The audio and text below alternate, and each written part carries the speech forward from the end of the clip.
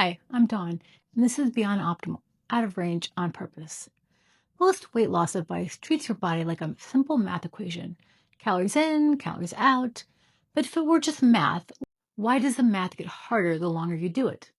Something interesting happens when people lose weight. In many cases, their body starts trying to put it back. Most people assume that means someone lost discipline.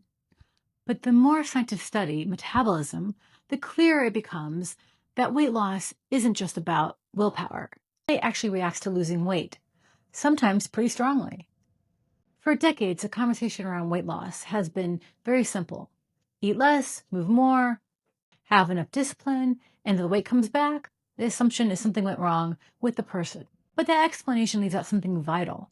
The body doesn't passively watch the weight change and move on, it responds. In fact, in some ways, your body treats weight loss as a mistake it needs to correct. When someone loses a significant amount of weight, several things start happening behind the scenes. First, your metabolism can slow down more than expected. Researchers have actually documented this in long-term studies. People who lose weight often burn fewer calories than you would predict for their new body size. And second, your hunger signals increase while the hormones that help you feel full decrease. Think of it like a thermostat. When you turn the temperature down in a house, the thermostat senses the drop and kicks the furnace on to bring the heat back up. Your brain does the same thing. It doesn't see progress, it sees emergency. This creates what researchers call an energy gap. It's the difference between how much your body wants to eat and how much it's actually burning. After weight loss, that gap can be 300 to 500 calories a day.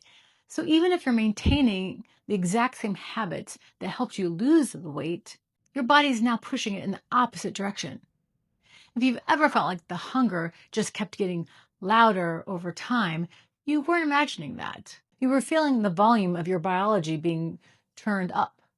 Eventually, maintaining that weight feels like a constant, exhausting effort. This is one reason medications like GLP-1s have suddenly become such a massive topic. It's not because they magically create discipline, it's because they interact with the same signals that regulate hunger and fullness. For many people on these medications, the click they describe isn't a surge of willpower, it's the silence. For the first time, the thermostat isn't screaming that the house is too cold. When that background noise of biological hunger stops, making healthy choices finally becomes a fair fight. But the bigger point here isn't really about the medication. It's about understanding that weight regulation is more complicated than we were taught.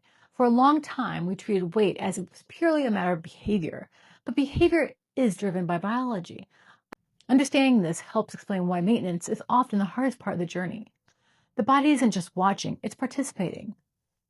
Once you understand the biology, the whole conversation around metabolism and health starts to look a little different. And that's exactly the kind of thing we explore here, because sometimes the most interesting answers are hiding in the biology most of us were never taught about. Until next time.